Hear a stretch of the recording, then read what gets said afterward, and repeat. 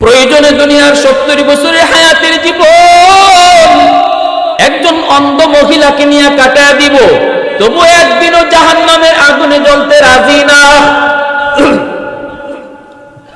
বাগানের মালিক কই, যুবক এখানেই শেষ নয়, আরো সমস্যা আছে। বলে কি? কয় কথা কইতে পারে না বুবা। আবু সালে জঙ্গি কয় তাতেও রাজি। আর কয় আরো সমস্যা আছে। বলে কি? কয় পা নাই আতুর। আবু সালে জঙ্গি কয় তাতেও আমি রাজি। এইবার বাগানের মালিক কয় ঠিক আছে, এত কিছুতেও যদি তুমি রাজি থাকো তাহলে তোমাকে আমি মাপ দিয়ে দিলাম। যাও বাবা, বিয়ের আসরে ঢুকো। বিয়ে হয়ে গেল, তাকে ঢুকানো হলো বাসর ঘরে। বাসর ঘরে ঢুকে তিনি দৌড় দিয়ে আবার বের হয়ে আসলেন। ঘটনা কি? তিনি বাসর ঘরে ঢুকছেন, ঢুকে তো তিনি দেখবেন কালো জমের কালো একজন মেয়ে বাসর ঘরে বসা। তিনি তো এমনটাই ভাবতেছেন, কিন্তু ঢুকেই দেখেন এত সুন্দর, এত রূপ, এত রূপ, পুরা ঘরটা তার রূপের আলোতে ঝলমল করে। তিনি তো চাকাইলেন, তাকায় দেখবেন হয়তো তার চোখ নাই, কিন্তু তাকায় দেখেন ডাগর ডাগর চোখ দিয়ে তার দিকে তাকায় রয়েছে। তিনি তো জানেন তার বউ কথা বলতে পারে না, বোবা। কিন্তু তিনি ঢুকতেই বউ কয় আসসালামু আলাইকুম ওয়া রাহমাতুল্লাহ। দৌড় দিয়ে বের হয়ে আসলেন, আয়ে বলতেছেন বাবা হয়তো আমি ভুল করেছি, নয়তো আপনারা ভুল করেছেন। এখানে কার কাছে আমারে পাঠাইলেন? আমি ভুলে হয়তো কারো ঘরে ঢুকে পড়ছি, আর নতুবা আপনারা ভুল করে কাউকে বসে রাখছেন। আবু সালে জঙ্গির শ্বশুর কয় কি তোমার কি হয়েছে একটু খুলে বলো। তিনি বলতেছেন বাবা আপনি বললেন সে কালো, আমি ঢুকে দেখি পূর্ণিমার মতো চাঁদের মতো সুন্দরী। আপনি বলছেন তার চোখ নাই, আমি দেখলাম বড় বড় চোখ দিয়ে আমার দিকে তাকালো। আপনি বলছেন কথা বলতে পারে না, আমি দেখলাম ঘরে ঢুকেই সে আমারে সালাম দিল। অতএব সে আমার বউ হতেই পারে না, হতেই পারে না। আমি হয়তো ভুল করেছি, নয়তো আপনারা ভুল করেছেন। তখনই শ্বশুরে কয় না বাজান, আমরাও ভুল করি নাই, তুমিও ভুল করো নাই।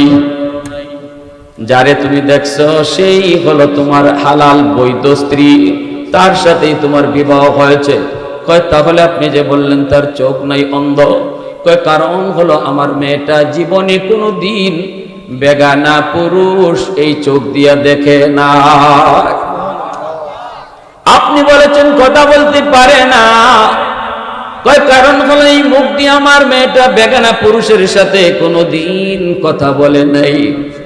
আপনি বলেছেন পায়ে হাঁটতে পারে না, কয় কারণ আমার মেয়েটা কোনোদিন উপযুক্ত হওয়ার পর পর্দার বাহিরে কোনোদিন পা দেয় নাই, এজন্য বলছি পা দিয়ে হাঁটতে পারে না। ভাইয়া বন্ধুরা, এই হলো আব্দুল কাদের জিলানীর মার কথা, এই হলো আব্দুল কাদের জিলানীর বাবার কথা। বাবার ইতিহাস, মায়ের ইতিহাস বললাম। বাবা কেমন বাবা? কই যেই বাবার অন্তরে আল্লাহর এমন ভয়, এমন ভয়, একটা ফলের দাবি মুক্ত হওয়ার জন্য যাই না সই না অন্ধ বোবা আতুর একজন মহিলাকে বিবাহ করতেও রাজি। আর এমন একজন মহিলা তিনি, যেই মহিলা ফর্দা মাইনা এমন ভাবে চলছেন, বাবায় কয় অন্ধ বোবা লুলা। এমন মা বাবার গর্ভ থেকেই আল্লাহ পাক জগৎ বিখ্যাত ওলিদের সরদার আব্দুল কাদের জিলানীর জন্ম দিয়েছে। চাই তুমি নারী হও, চাই তুমি পুরুষ হও, যদি তোমার কাছে দুইটা শর্ত পাওয়া যায়, আল্লাহ পাক তোমাকে দুইটা পুরস্কার দেওয়ার ওয়াদা করেছেন। এই আয়াতের ভিতরে দুইটা শর্ত সাপেক্ষে দুইটা পুরস্কারের ওয়াদা করেছেন কে? আল্লাহ পাক। ওয়াদা করেছেন কে? একটু জোরে আওয়াজ দিয়া বলেন কে? আর একটু জোরে বলেন কে? আরো জোরে কে? আল্লাহ। ওয়াদা করেছেন আল্লাহ। দুইটা শর্ত সাপেক্ষে আল্লাহ পাক দুইটা পুরস্কারের ওয়াদা করেছেন। চাই তুমি নারী হও, চাই তুমি পুরুষ হও, এই আয়াতের ভিতরে আল্লাহ পাক পুরুষের সাথে নারীকেও সম্বোধন করেছেন। অতএব বোঝা গেল পুরস্কারের ক্ষেত্রে নারী পুরুষ সমান, পুরস্কারের ক্ষেত্রে নারী পুরুষ সমান, আমলের ক্ষেত্রে মহিলার আমল কম, পুরুষের আমল বেশি, কিন্তু আল্লাহর দেওয়া পুরস্কারের ক্ষেত্রে নারী পুরুষ সমান। সুবহানাল্লাহ জোরে বলেন। একজন পুরুষ যেমন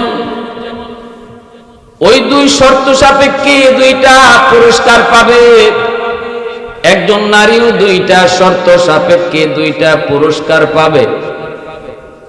এক নাম্বার শর্ত হলো ঈমান, দুই নাম্বার শর্ত হলো নেক আমল। ঈমান যদি তোমার নির্ভেজাল হয় আর যদি সাথে নেক আমল পাওয়া যায়, তাহলে আল্লাহ পাক বলেন এক নাম্বার পুরস্কার তোমাকে আমি দুনিয়াতে নগদ দিব। নগদ পুরস্কারটার নাম হলো হায়াতান তাইয়্যিবা, পবিত্র জীবন, সুন্দর জীবন, শান্তিময় জীবন, কানাআতের জীবন, অল্পে তুষ্টির জীবন। তোমার দুনিয়ার জীবনও আমি আল্লাহ সুখ শান্তি দান করব, এটা নগদ পুরস্কার। আর যেই পুরস্কারটা আল্লাহ বাকিতে দিবেন সেটা হলো মৃত্যুর পর জান্নাত, আল্লাহ তার মালিক বানায় দিবেন।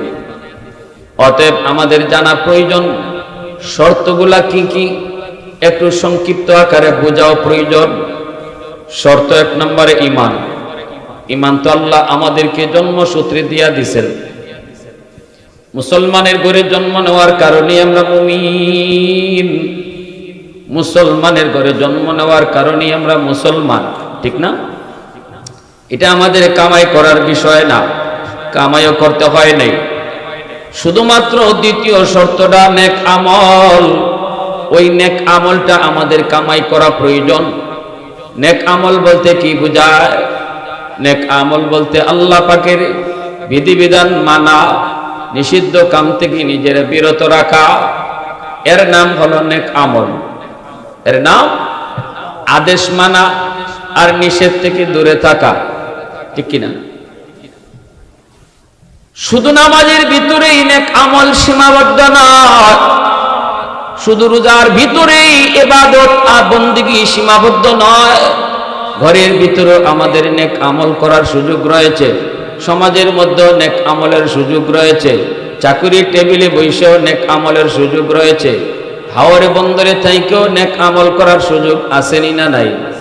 একজন আল্লাহর বান্দা ফজরের নামাজ পড়া হাওরে বন্দরে গেল, হাওরে কাম করলো, মিথ্যা কথা বলল না, আরেকজনের জমির পানিও আনলো না, ক্ষেতের আইলও কাটলো না, কাম কাজ করলো, নিয়ত করলো মালিক জোহরের আজান হলে পরে জমির আইলি নামাজে দাঁড়াবো।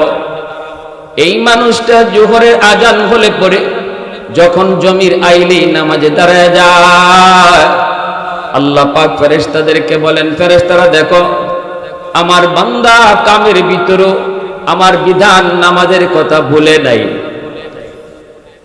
আমি আল্লাহ তার পেট দিয়েছি, আমি আল্লাহ তার জীবিকার সুযোগ দিয়েছি, চাহিদা দিয়েছি।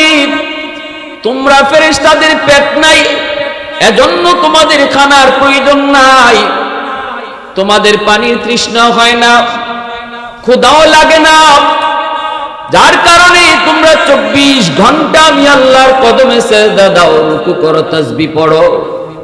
আমার বান্দাকে যদি আমি আল্লাহ তোমাদের মতোই বানাইতাম, তাহলে মনে হয় সেও 24 ঘন্টাই আমার বন্দেগী করত। কারণ হলো কাজের ভিতরেও আমার বন্দেগী ভুলে না। যদি কাম না থাকতো মনে হয় সেও 24 ঘন্টা জিকির করত। সুবহানাল্লাহ। অতএব তোমরা ফেরেশতারা তার আমল নামায় জমির ভিতরে যতক্ষণ কাম করলো, যতক্ষণ জমিতে কাম করলো, এই কামের টাইমটাকেও তোমরা নফল বন্দেগীর ভিতরে শামিল করে দাও, জিকিরের ভিতরে শামিল করে দাও, তাসবিহ তাহলিলের ভিতরে শামিল করে দাও। এজন্য একজন মানুষ যখনই আল্লাহর বিধান মাইনা দুনিয়ার কাম করবে, আমার নবীর তরিকা মতো কারো কোনো ক্ষতি করবে না, গুনার কাজেও যাবে না। ওই দুনিয়ার কামটাকে আল্লাহ পাক দুনিয়া রাখেন না, ওই দুনিয়ার কামটাকেও আল্লাহ ইবাদতে শামিল করে দেন। জোরে বলে সুবহানাল্লাহ। فإذا قضيت الصلاة فانتشروا في الأرض وابتغوا من فضل الله। পবিত্র কোরআনের সূরাতুল জুমার মধ্যে আল্লাহ বলেন, আমার বিধান ফরজ হুকুম আদায় করার পর তোমরা রিজিকের তালাশে বের হও, তোমরা তোমাদের রিজিকের তালাশে বের হও। তাহলে খেতে কামারে যাওয়া আল্লাহর নির্দেশ, বাজারে দোকানদারি করা এটাও আমার আল্লাহর নির্দেশ, চাকুরি বাকুরি করা এটাও আমার আল্লাহর নির্দেশ।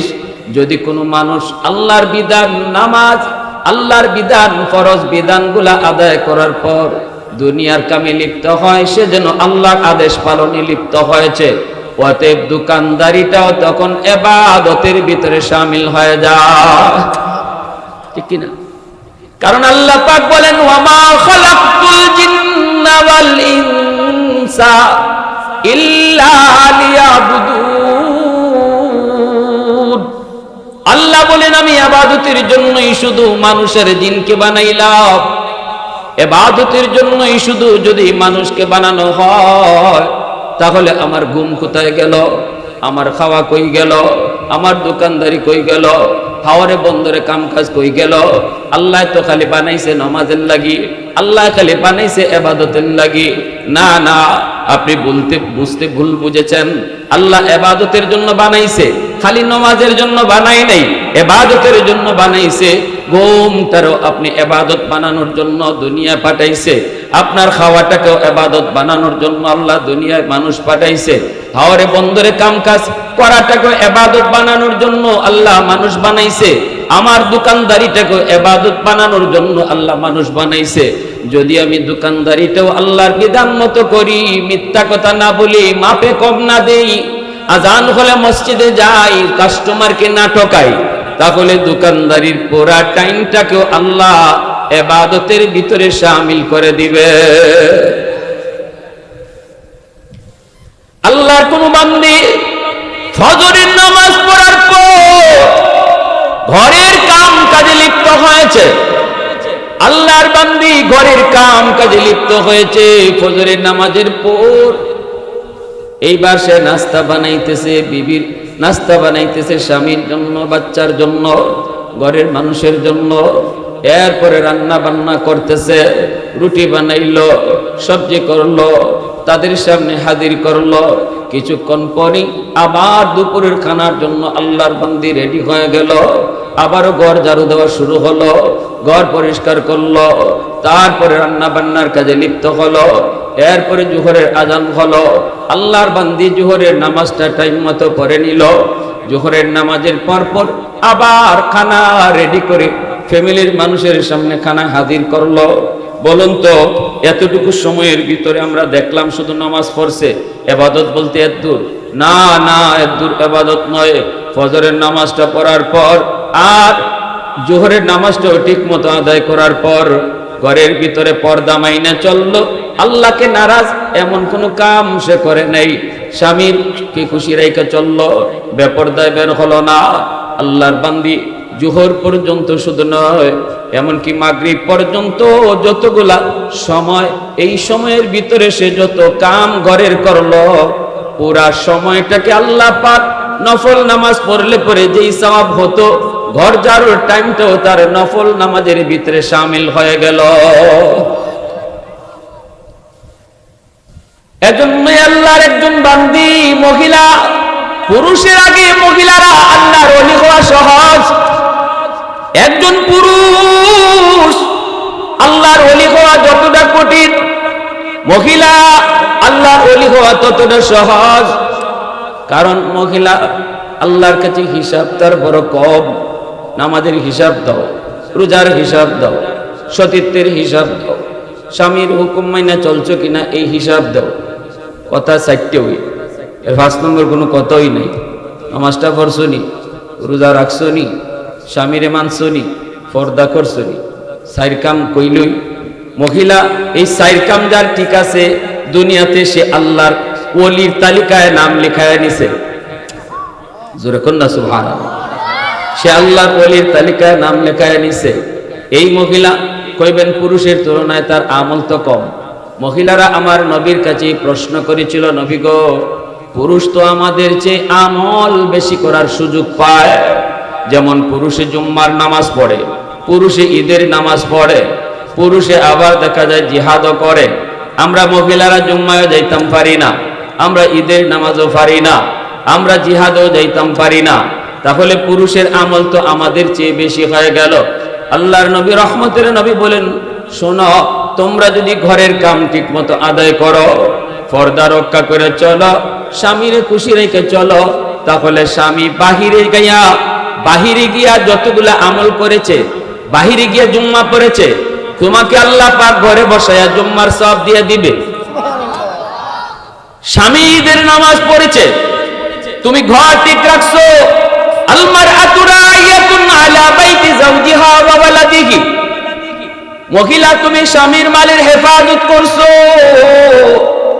স্বামীর সন্তানগুলাকে ঠিকমতো লালন পালন করেছো, তাহলে স্বামী বাহিরে গিয়ে যত আমল করেছে আল্লাহ তোমাকে ঘরে বসায়া সমান সব আমল নামা দিয়ে দিবে। ঈদের নামাজ পড়েছে স্বামী বাহিরে গিয়া, মহিলা ঘরে বয়ে ঈদের নামাজের সব পাওয়া যায়।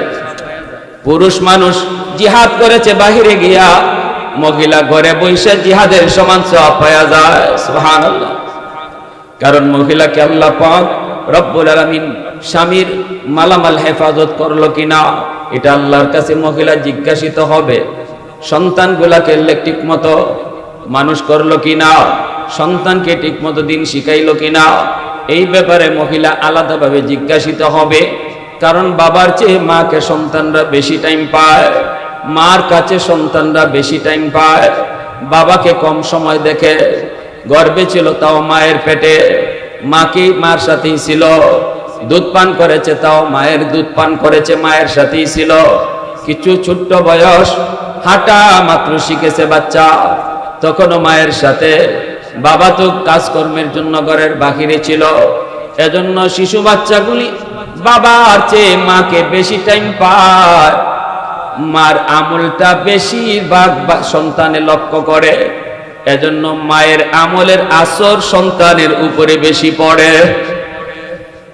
মা যদি দিনদার হয়, সন্তান আশা করা যায় দিনদার হবে।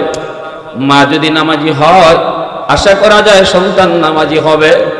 এজন্যই তো অভিজ্ঞতার আলোকে বলেছেন, সন্তান পেটে নিয়ে যদি মা বেশি বেশি মিষ্টি খায়, সন্তান বড় হওয়ার পরে মিষ্টি প্রিয় হয়। সন্তান পেটে নিয়ে যদি মা বেশি বেশি টক খায়, সন্তান বড় হওয়ার পরে টক প্রিয় হয়। সন্তান পেটে নিয়ে মা যদি বেশি বেশি ঘুমায়, সন্তান বড় হওয়ার পরে অলস হয়। সন্তান পেটে নিয়ে মা যদি টুকটাক কাম কাজ করে, সন্তান বড় হয় কর্মঠ হয়। সন্তান পেটে নিয়ে মা যদি গান শুনে, সন্তান বড় হয়ে গায়ক হয়। সন্তান পেটে নিয়ে মা যদি কোরআন তেলাওয়াত বেশি বেশি করে, সন্তান অল্প দিনে হাফেজে কোরআন হয়।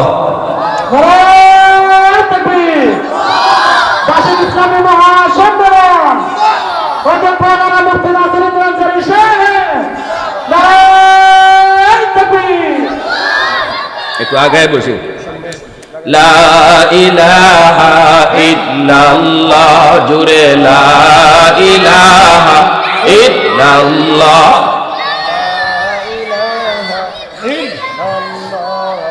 লা ইলাহা ইল্লাল্লাহ।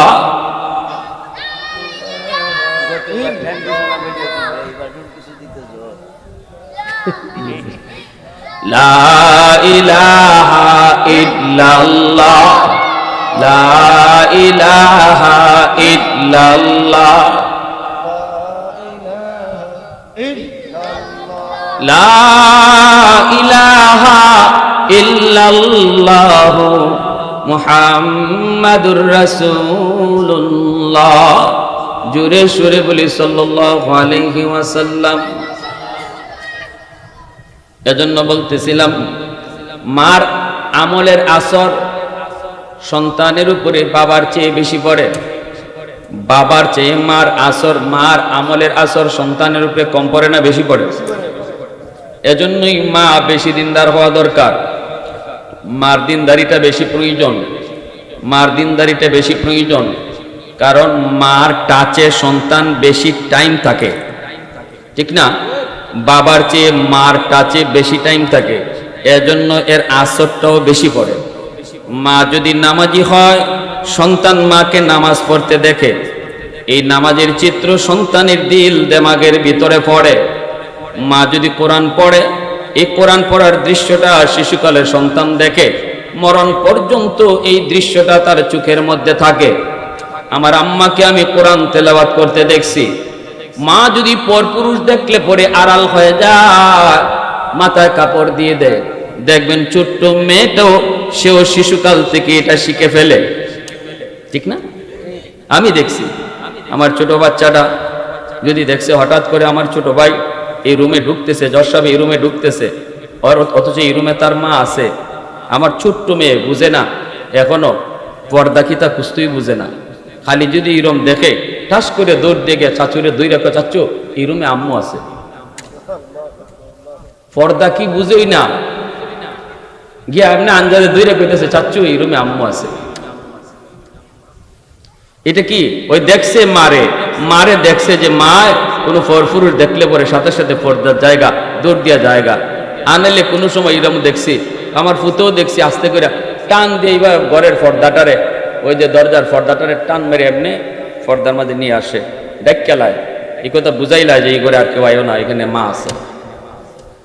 তো এই জিনিসটা মা সন্তানকে শিখাবে, সন্তানকে মা শিখাবে। মা যদি এরকম পর্দা করে তাহলে সন্তানের দিল দেমাগের ভিতরে এটা এমন ভাবে বসবে, এই পড়ালেখা কইরা কদ্দুর হইব, দেখকে যেটা দিলের মধ্যে বসে এটা মরণ পর্যন্ত থাকে।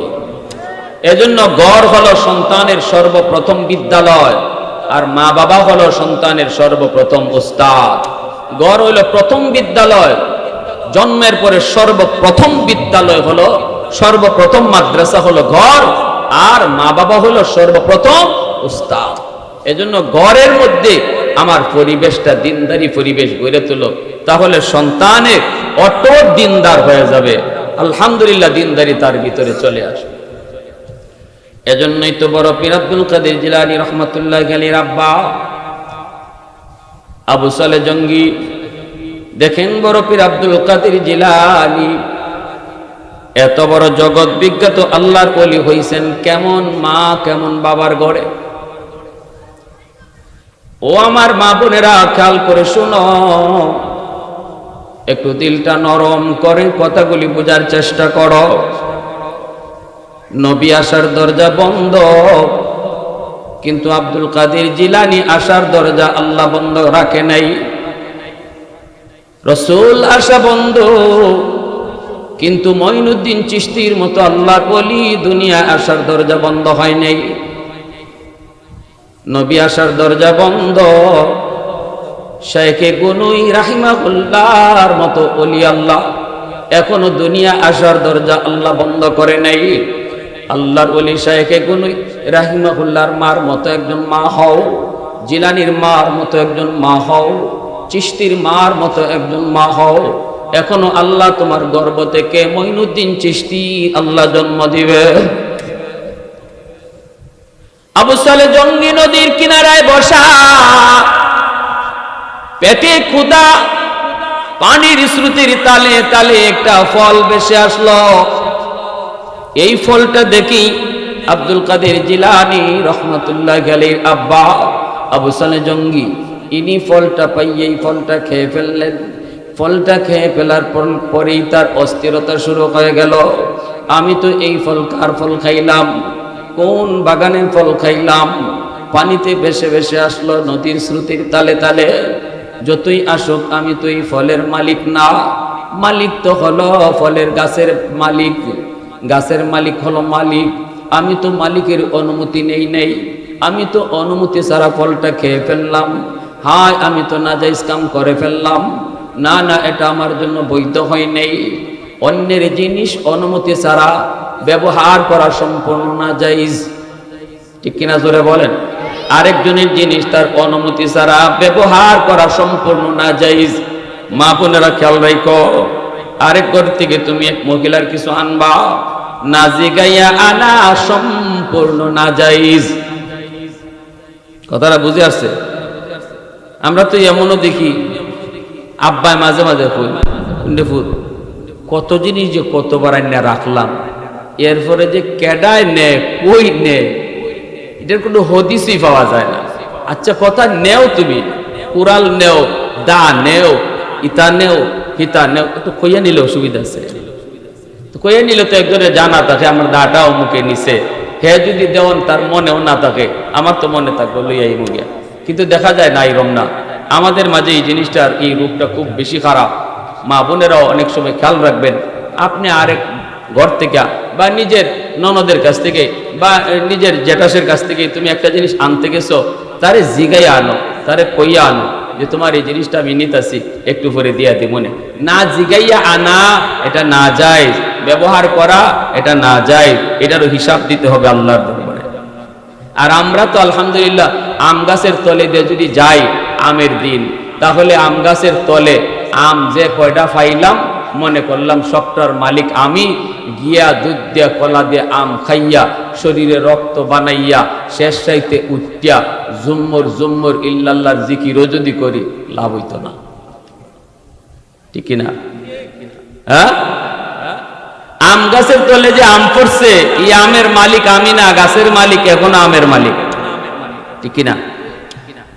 এই আমটারে লইয়া মালিকের কাছে যাই তৈব, আপনি গিয়া কই তৈব যে ভাই আপনার কাছে একটা আম পড়ছে, আম পাইলিছি, নেন আপনি আমটা নেন। গাছের মালিক যদি মানুষের বাচ্চা হয় আমটা রাখবো নি? হ্যাঁ, কইব বেটা কত তাই আমার গাছের আম ইটাইয়া খাইয়া লইয়ে গেল, কোনোদিন জিগাইবার একটু মনেও চাইল না। আর তুমি ফাউরা আম লইয়া আইসো আমারে ফেরত দিতাম, বাবা তুমি গে খাও। এইবার আমটা লইয়া আইয়া আপনি খান, খাইয়া রক্ত বানান, হালাল রক্ত হবে, ঠিক কিনা? জোরে 100 হালাল। আর আমরা দেশে আরেকটা আমল আছে, তাল গাছ থেকে তাল ফললে তালের মালিক আর থাকে না, গাছের মালিক আর তালের মালিক থাকে না। ইতাফত তো কই পাইছেন আপনারা? হ্যাঁ, এই সমস্ত মাসলা কই পাইছেন যে তাল গাছ থেকে তাল ফললে গাছের মালিক আর তালের মালিক থাকে না? এগুলা মিশা কথা। কোন গাছের মালিক কখনো তার মালিকানা যায় না গাছ থেকে ফললো। অতএব এই যুবকরা এখানে যারা আসো, কিতা খবর? তুফানের দিন আইলে পরে দল বান্ধিলাম মিজি জায়গা মানুষের কাছে আমার ভাল লাগে। হ্যাঁ, বাপরে বাপ, একটু খালি বাতাস যদি আইছে এই দেখো কি পরিমাণ মানুষ যে গাছের তলে দেখা যায়। এগুলা ঠিক না, মনে রাখবা নিজের গাছের তলে নিজে দাঁড়াও, আরেকজনের গাছের তলে যাইও না। যদি যাও আর ফাও আমটা লইয়া বেটার মালিকের বাড়ি যাইও, দেলাই হ্যাঁ যদি নেগা নেগবা মালিকের বাড়িতে নিয়ে আমটা দেওয়ার পরে যদি মালিকের নেগা নেগবা হে চাইছিলি আর কিতা কইতা তার গাছের আম আমটা পড়ছে রে ভাই, আমটা তোমার গাছে নেবা, এ যদি রেখে লাইতে রেখে লাও, কিন্তু আমার মনে কয় রাখতো না, ঠিক না? আমার মনে কয় রাখতো না, তখন করবো বেটা ইতা কস কিতা বেটা এ আম আমি রাখতাম, কত আম ইটাইয়া খাইলো, আর তুই আমার বাড়িতে তুই এসে যা বাবা বাবা বাবা, আরো ফিট উঠ আতাইয়া মাথাও তাতাইয়া দোয়া করে দিয়া দিব। তুমি দোয়াও হইলাই আবার সোয়াব হইল, গুনাহ হইল। তেনি কিছু আমের দিনে ফুলাফানের অভিযান কমে, ঠিক না? এখন বড় পীর আব্দুল কাদের জিলানী রহমতুল্লাহ গেলেন আব্বা আবু সালেহ জঙ্গি, ইনি এই ফলটা খাই নিছেন, খাইয়া তো পড়ছেন টেনশনও, আল্লাহ আমি কার গাছের ফল খাইলাম, আমি তো জিগাইলাম না, অনুমতিও নিলাম না। নদীর পারে পারে আবার হাঁটতে শুরু করলেন মালিকের কাছ থেকে মাফ নেওয়ার জন্য অথবা ওই ফলের বদলা দেওয়ার জন্য। কেমন অস্থিরতা শুরু হয়ে গেল। কোন মানুষ যদি কখনো গুনাহ করে আর গুনাহ করার পর যদি তার অন্তরে অস্থিরতা শুরু হয়, আল্লাহর নবী বলেন এটাই হলো ঈমানের আলামত। মাল ঈমান ইয়া রাসূলুল্লাহ? ইযা সাররাতকা হাসানাতুকা ওয়া ইযা সাআতকা সাইয়্যাতুকা ফাআনতা মুমিন। সাহাবী জিজ্ঞেস করেন নবী গো ঈমান কাকে বলে একটু বলেন। নবীজি বলেন ভালো কোনো আমল, নেক আমল করলে যদি তোমার অন্তরে শান্তি লাগে আর কোনো গুনাহ করলে পরে যদি অন্তরে অশান্তি লাগে, তাহলে বুঝবা তোমার অন্তরে ঈমান আছে। অন্তরে কি আছে? ঈমান আছে। আর যদি ভালো কাম করলেও তোমার কিছু আয়া যায় না, গুনার কাম করলেও তুমি কুস্তা টের পাও না, যেমন আছো এমনই, বরং গুনাহ কইরেও তুমি আরো হাসো। আল্লাহ নবী কয় স্কেল, ইমানের স্কেল কয় তোমার অন্তরে ঈমান নাই, ঈমান নাই, ঈমান নাই। গুনাহ করার পরেও যদি অন্তরে অশান্তি না আসে, বোঝা গেল ঈমানের নূর নাই, অন্তরে ঈমানের নূর নাই। এজন্য বড় পীর আব্দুল কাদের জিলানী রহমাতুল্লাহ আলাইহির আব্বা আবু সালে জঙ্গি যখন তিনি দেখলেন অন্তরের ভিতরে অশান্তি শুরু হয়ে গেছে, কারণ এই ফলের মালিক ইনি নন, ফলের মালিক হলো ওই বাগানের মালিক। সোজা তিনি চলতে শুরু করলেন, আইসে তিনি নদীর কিনারে একটা ফল বাগান পেয়ে গেলেন। পাইয়ে তিনি বুঝে গেলেন এই বাগান থেকেই ফলটা পানিতে পড়ছে, আর নদীর স্রোতে ফলটা বাসায় বাসায় নিছে। তিনি চলে গেলেন মালিকের কাছে, যায় বলতেছেন, চাচা আমি আপনার গাছের একটা ফল না জিগায়া খেয়ে ফেলছি, দয়া করে আপনি আমারে মাফ করে দেন। আর যদি মাফ না করেন তাহলে ফলের বদলা কি চান বলেন, আমি আপনার একটা ফলের দাম দিব, বদলা দিব। বাগানের মালিক কয়, বাবা তোমার বাড়ি কই?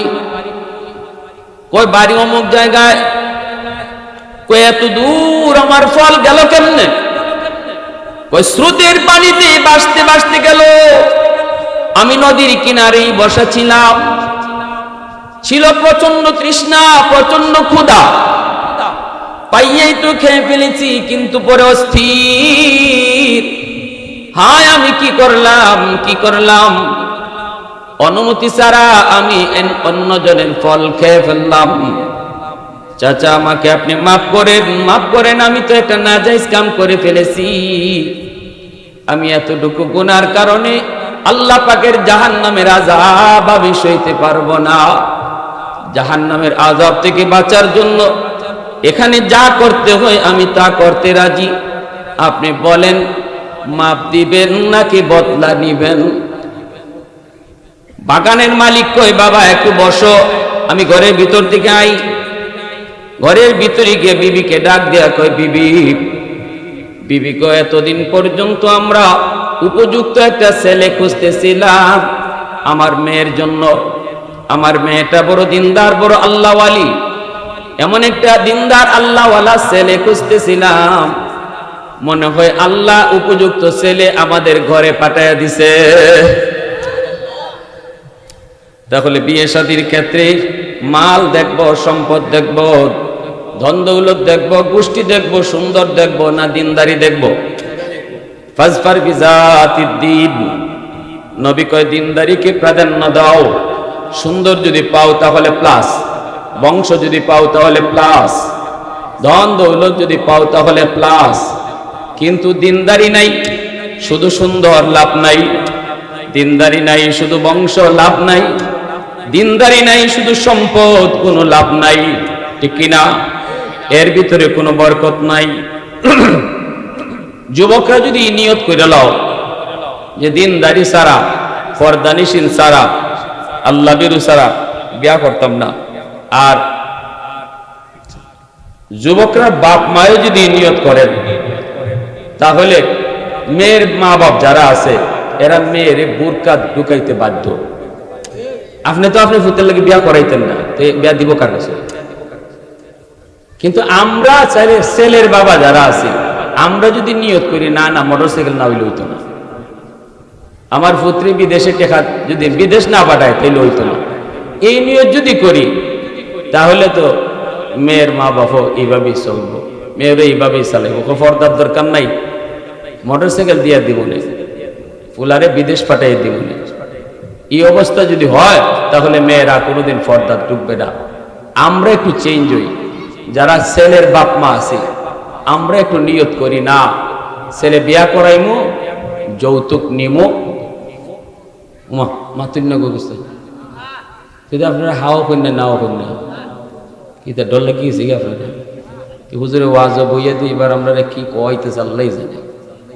হ্যাঁ, যৌতুক নিমো ও দু কয় না ফিসে জোয়ান হন তো কয় না, হুজুর বুড়ারা হইলাম, এরা তো টাইম গেছি গে, আপনার টাইম সামনে রয়েছে, কই আবার কোন বিপদ হল। যৌতুক নেওয়া হালাল না হারাম? আরো জোরে কও, হালাল না হারাম? কইবা হুজুর আমি তো নেই না,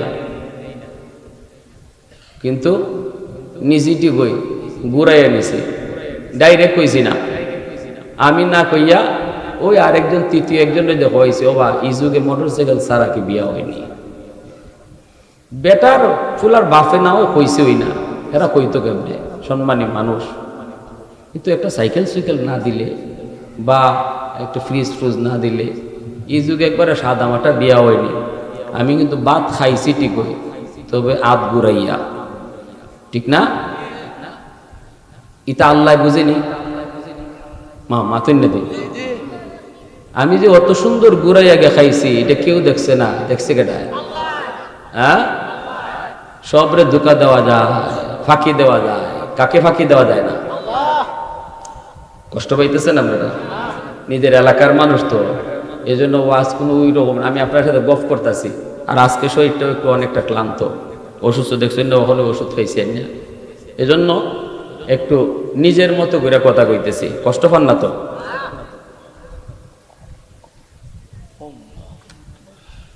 আলহামদুলিল্লাহ। মা বোনেরাও খেয়াল রাখেন, আপনার পুত্রে যদি আপনি যৌতুক লইয়া বিয়া করান, রেডি তখন আপনার মেয়েটারও এইভাবেই বিয়া দেওয়ান লাগবো। কথাটা জায়গা মতো হয়েছে নি? আপনার পুত্রে যদি আপনি যৌতুক লইয়া বিয়া করান, নিজের জিলারও ইবাই দেওয়ান লাগবে, রেডি তখন। আর নিজের পুত্রে যদি আপনি খুব সাদা দিলে বিয়াটা করাই আনুন, আল্লাহর রহমতে আপনার মেয়েটারও তুল্য লই যাব, টেরো হইতা না, কষ্ট টের হইতা না, ঠিক না? সব কিছু নিজের উপরে আনবা, নিজের উপরে আনবা। নিজের ফুতের বউটা গড় আইছে, ফুতের বউটারে ফুতের বউ মনে না কইরা যদি নিজের মেয়ে মনে করেন, আপনার মেয়েটারও যেখানে বিয়া দিবা এখানেও ফুতের বউ মনে করতো না, নিজের ফুরিই ভাববো। আমি যা করবো তা পাইমু, আমি যা করবো তা পাইমু। আল্লাহ পাক এভাবেই রাখছে, দুনিয়ারে মেনটেন করে রাখছে। পরে কাইন্দা লাভ নাই, যতই খানমো লাভ নাই, নিজের উফরিয়া পড়ব, নিজের উফরি পড়ব। এজন্য নিজের চলাটা, নিজের সিদ্ধান্তটা সঠিক নেন, কারণ দুদিন আগ পর এই বিষয়টা আমার উপরে আবার আসবে, আবার আসবে। আমার এখনো মনে পড়ে, আমি খাতিয়া মাদ্রাসায় যখন পড়তাম, তখন যে ঘরে লজিং আসলাম, তো লজিং এর তো খুব মায়া করতো, সবাই মায়া করতো, সবাই তো আর লজিং হুজুর মেসাব ডাকতো না, কেউ এই বাইকনা ডাকতো, কেউ নাতি ডাকতো, এরকম ভাবে সবাই মায়া করতো খুব বেশি। তো আমার যে নানি আসলা, নান্নে কইতা, ও নাতি তোমারে আমার ফুতে খালি ফোন দিয়া দিয়া কয় ফুত্তাকে সিলেট, আরেক বাসাত লজিং থেকে পড়তেছে সিলেটে মাদ্রাসায়, ফোন দিয়ে খালি আম্মা মেসাবজিরে খুব বালা বালা খাওয়াইও, আম্মা তুমি যদি মেসাবজিরে বালা খাওয়াও তো এখানে আমি যে ঘরে লজিং আছি আমারও বালা খাওয়াইব। ওইসিনি কথাটা? হ্যাঁ, বুঝছই না? আমার এই কথাটা মনে রয়েছে আজ থেকে আরো 25-30 বছর আগের কথাটা, কারণ আমি দেখছি কথাটা হিসাব করে 100-100 মিলে, 100-100 মিলে। অতএব আজ আমি আমার ফুতের বউর সাথে যে আচরণ করব, আগামীকাল আমার মেয়ের সাথে তার শ্বশুর বাড়িতে এই আচরণই হবে, এই আচরণটাই হবে। এজন্য যারা বউ আছো তোমরাও মনে রাখো, এটা আমার শাশুড়ির না, এটা আমার আম্মা, এটা আমার মা, শাশুড়ি মনে করো না। তুমি যদি আজকে নিজের শাশুড়িরে মা মনে করো, আগামীকাল তুমিও যেদিন শাশুড়ি হবা, ওই দিন তোমার ফুতের বউ তোমাকে শাশুড়ি ভাববে না, নিজের মাই মনে করবে। একটা কথার সাথে আমি কতগুলা কথা মিলাইতেছি দেখেন। আগামীকাল আমাকেও আমার ফুতের বউ শাশুড়ি কইয়া ডাক দিত না, আম্মা কইয়া ডাকবো, মন থেকেই মা মনে করবে। যদি আমি আমার শাশুড়িরে নিজের থেকে মা, মন থেকে মা ভাবি, যদি কোনো ঘরের মধ্যে পুতের বউ আর শাশুড়ির মাঝে এই ধরনের সম্পর্ক তৈরি হয়ে যায় যে শাশুড়ি মনে করে এটা আমার পুতের বউ না আমার জি, আর বউয়ে মনে করে এটা আমার শাশুড়ি না এটা আমার আম্মা, তাহলে এই ঘরে কোনোদিন অশান্তি আসে। বউ যদি দুষ করে তাহলে শাশুড়ি এটা গোপন রাখবো, প্রকাশ করতো না, কারণ নিজের মেয়ে তো। মেয়ে যদি দুষ করে তাহলে মা কি এটা প্রচার করে? মেয়ে একটা দুষ করলে পরে মা এটা আরো গোপন রাখে, গোপন রেখে শিখাইয়া দেয় মারে ইবাই না ইবাই। আর যদি পুতের বউ মনে করে তাহলে এই দোষটার আরো বড় করে তুলবে, ঠিক কিনা? ফুত আইলে পরে ফুতের কাছে কইব অমুক আইলে অমুকে দেখছো কর্তিক আইছে, কি জাত মা আর কি জাত বাপ যে ইটাও শিখাইছে না। এই কথাটা যদি বউরে হুনাইয়া কয় তাইলে নয়া বউর খলিজাত গা লাগবো না? যে কি জাত মা বাপ আইলো, মা বাপ কেমন বাপ বাপ মা হইলো তারা, যে জিটারে এইগুলো শিখাইলো না। আপনি কি দা, আপনি তুই মা, আপনি শিখাই দিলেন, ঠিক কিনা? আপনি তো মা, এখানে তো সে তার নিজের মা লই আইছে না, আপনি এখন মা, অতএব ভুল হইছে, আপনি মা হিসেবে তারে শিখাই দেন, আপনি শিখাই দেন। আর বউ যারা আসো শাশুড়ির মনে কইরো এটা আমার আম্মা, ওটা শুধু আম্মা না, যে স্বামী তুমি পাইছো, যে স্বামীর ভালোবাসায় তুমি শিখতে হইছো, এই স্বামীটা এই মহিলার গর্ভ থেকে আসছে। অতএব স্বামীরে ভালোবাসবা আর স্বামীর মারে দূরে রাখবা, এটা আল্লাহ বরদাস্ত করবে না। কপালও কিন্তু দুদিন পরে তোমার কপালও এমনই আসতেছে, ঠিক কিনা রে ভাই? সংক্ষেপে বলে ফেললাম কথাগুলা। আব্দুল কাদের জিলানী রহমতুল্লাহ আলাইহির আব্বা তিনি যখন গেছেন মালিককে গিয়ে কইছেন, মালিকে গিয়া বউরে পরামর্শ করছে, ছেলে তো ফাইলিছি উপযুক্ত, আমার মেয়েটাও তো এরকম দিনদার, এমন ছেলে ফাই কই, কত মানুষে কত ফল ইটাইয়া উঠে খাইয়া লইয়া গেল গা, গাছও উঠে চুরি করে খাইয়া গেল গা, কোনোদিন জিগাইবার একটু মন চাইল না। আর এই কেমন ফুলা, অত দূর একটা ফল গেছে বাইশা নদীর পানিতে, এই ফলের আমার খবরই নেই, আমি জানি না আমার ফলের খবর, এই ফল খাইয়া আইসে মাফ নিত। ই ছেলেরে কি করা যায় না, হাত ছাড়া করা যায় না, এটারে আটকানি লাগবো। আইয়ে কইতেছে বাবা মাপ দিতাম না, বদলা দেওয়ান লাগবো। কি তা কয়? বদলা দেওয়ান লাগবে। কয় কেমনে বদলা? আমার ফল দেও, ফল যেটা খাইছো এটা বাইর করো। ফেটের ভিতরে ফল কি বাইর করা সম্ভব? আল্লাহর বান্দা তখন বলে, চাচা যান এটা তো সম্ভব নয়, বদলা আপনি কি চান আপনি বলেন। কয় তাহলে বদলাই যদি তোমার দিতে হয়, বদলা হিসাবে আমি তোমার কাছে দাবি করব আমার মেয়েটাকে তোমার বিয়ে করতে হবে। আবু সালে জঙ্গি কয় আমি রাজি। কয় রাজি হইবা পরে আগে বুঝো, আমার মেয়ে কিন্তু খুব কালো, তো কালো জমের কালো, সুন্দরের লেশ মাত্র নাই। আবু সালে জঙ্গি কয় আমি তাতেও রাজি, কারণ দুনিয়ার হায়াতের জীবন কদিন, পরকালের জাহান্নামের শাস্তি আমি ভোগ করতে পারবো না। কয় তাও যদি মানো তাহলে আরো রয়েছে। কয় কি? কয় আরো সমস্যা আছে। কয় কি সমস্যা? কয় চোখ দুইটা অন্ধ, চৌকে দেখে না। আপনি রে কিরম কইলে বিয়া করবেন নি? কইবেন মাফ লইবার লাগাই কি তার ঠেকাত পড়ছি না, তা দিলে দিও না দিলে নাই, তোমার মাফের লাগে আমি বই দিছি। আল্লাহর সামনে বুঝা পড়ই বলে। এইবার আবু সালে জঙ্গি কয় অন্ধ যদি হয় তবু আমি রাজি। সুবহানাল্লাহ, জোরে কর। 60-70 বছরে হায়াতের জীবন হয়তো কোনো না কোনো একভাবে শেষ হয়ে যাবে, কোনো না কোনো ভাবে কেটে যাবে, মরতে তো হবেই। অনন্তকাল কেউ তো দুনিয়ায় আসি নাই, আজ নয় কাল, এখন নয় তখন আমাকে যেতেই হবে। অতএব না দুনিয়ার এই হায়াতের অল্প হায়াতের জীবনে আমার এত সুখের প্রয়োজন নাই, একটা ফল না জিগাইয়া না অনুমতি না নিয়ে খাওয়ার কারণে একদিনও যদি জাহান্নামের আগুনে জ্বলতে হয়, আমি আবু সালে জঙ্গি তাতে রাজি না। প্রয়োজনে দুনিয়ার 70 বছরের হায়াতের জীবন একজন অন্ধ মহিলাকে নিয়ে কাটায় দিব, তবু একদিনও জাহান্নামের আগুনে জ্বলতে রাজি না। বাগানের মালিক কই যুবক, এখানেই শেষ নয়, আরো সমস্যা আছে। বলে কি? কয় কথা কইতে পারে না বুবা। আবু সালে জঙ্গি কয় তাতেও রাজি। কয় আর কয় আরো সমস্যা আছে। বলে কি? কয় পানায় আতুর। আবু সালে জঙ্গি কয় তাতেও আমি রাজি। এইবার বাগানের মালিক কয় ঠিক আছে, এত কিছুতেও যদি তুমি রাজি থাকো তাহলে তোমাকে আমি মাপ দিয়ে দিলাম। যাও বাবা, বিয়ের আসরে ঢুকো। বিয়ে হয়ে গেল, তাকে ঢুকানো হলো বাসর ঘরে। বাসর ঘরে ঢুকে তিনি দৌড় দিয়ে আবার বের হয়ে আসলেন।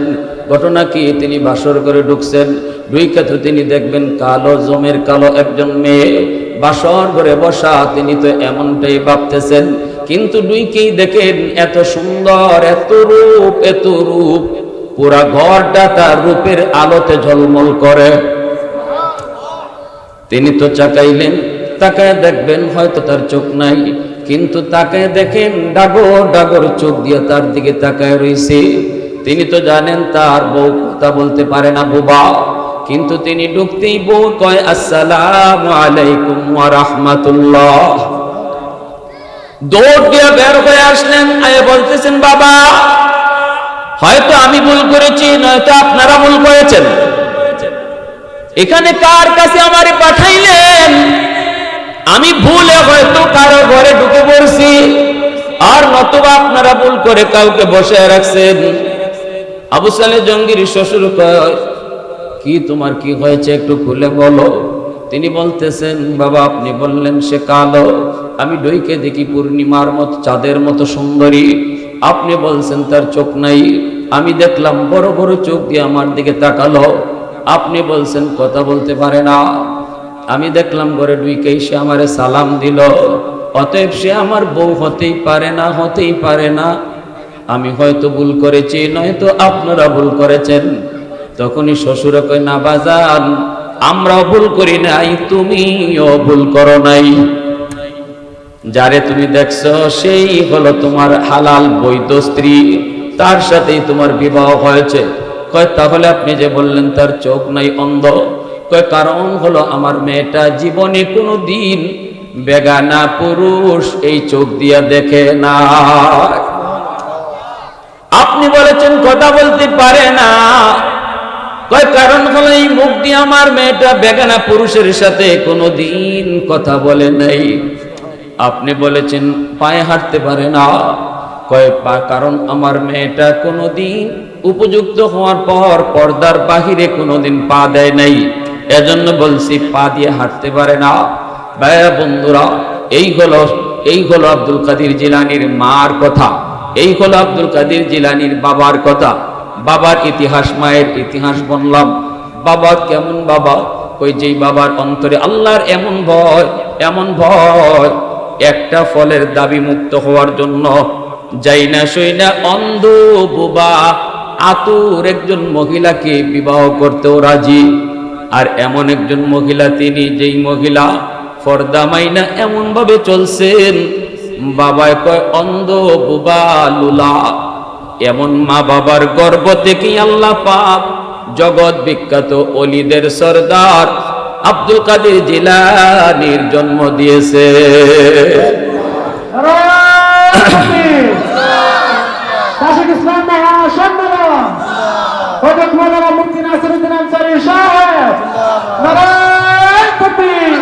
वहदत की हिफाजत नहीं बेकुवत बाजू, वहदत की हिफाजत नहीं बेकुवत बाजू, आती नहीं कुछ काम हाक़ल खुदा दाद, आती नहीं कुछ काम हाक़ल खुदा दाद। ऐ मर्द खुदा तुझको कुव्वत नहीं हासिल, जा बैठ किसी गार में अल्लाह को कर याद, जा बैठ किसी गार में अल्लाह को कर याद। ये सच है कि बातिल की तरफ दार नहीं हम, गद्दार न समझो हम गद्दार नहीं हम, गद्दार न समझो हम गद्दार नहीं हम। फूलों की तरह नरम मिजाज अपना है नाज़र, हम तेरी नहीं नेज़ा व तलवार नहीं हम तेरी नहीं नेज़ा व तलवार नहीं हम। मुसलमाনের আওয়াজে বলেন আল্লাহু আকবার, আরো জোরে আল্লাহু আকবার। এজন্য আমার ভাইরা বন্ধুরা বলতেছিলাম, আল্লাহ পাক রব্বুল আলামিন কয় বান্দা তুমি চাই নারী হও চাই তুমি পুরুষ হও, যদি তোমার মধ্যে নেক আমল থাকে, তোমার মধ্যে যদি আমি আল্লাহকে খুশি করার নিয়ত থাকে, খাইতে বসলেও যদি আমাকে খুশি কর, ঘুমাইতে গেলেও যদি আমি কেমনে খুশি হই সেইভাবে ঘুমাও, ব্যবসা করতে গেলেও যদি আমি কেমনে খুশি হই সেভাবে ব্যবসা করো, সর্বহালতে যদি আমাকে খুশি করার ফিকির নিয়ে চলো, তোমার গোটা টাইম তোমার গোটা জিন্দেগি আমি আল্লাহ তখন বন্দেগি বানিয়ে দিব। তখন তোমার জন্য দুনিয়াতে একটা পুরস্কার, দুনিয়ার পুরস্কারটা হলো নগদ শান্তি। নগদ শান্তি তোমাকে দান করব, স্ত্রী তোমাকে মোহাব্বত করবে, স্বামী তোমাকে ভালোবাসবে, সন্তানের সাথে তোমার সম্পর্ক ভালো থাকবে, ভাই ভাই তোমার সম্পর্ক ভালো থাকবে, না না ঘরে অশান্তি থাকবে না। এটা আমি আল্লাহর ওয়াদা, এটা আমি আল্লাহর ওয়াদা। ঘরের শান্তি আমি তোমাকে দান করব। 2 নম্বর, পরকালে জান্নাত দিয়া তোমাকে জান্নাতের মেহমান বানাবো। দুনিয়ার নগদ শান্তি আমরা চাই কি চাই না? আরো যেরকম চাই কি চাই না? সবাই শান্তি চায়, সবাই শান্তি চায়। এমন একজন মানুষও পাওয়া যাবে না যেই মানুষটাই কইব আমার শান্তি লাগে না। হিন্দুরাও দুনিয়ায় শান্তি চায়, খ্রিস্টানও দুনিয়ায় শান্তি চায়, ইহুদিরাও দুনিয়ায় শান্তি চায়, নামাজ পড়ে না যে এও দুনিয়ার শান্তি চায়, ঠিক না? দুনিয়ার শান্তি সবাই চায়, কিন্তু আমরা কোন পথে শান্তি এটা জানি না। ঢাকার রাস্তা হলো ডান দিকে, ঢাকার গাড়ি হলো ডান দিকে, আমি সিলেটের গাড়িতে উল্টা গেলাম, নিয়ত আমার ঢাকা যাওয়া, জিন্দেগিতে কোনোদিন ঢাকা যাওয়া হইব নি।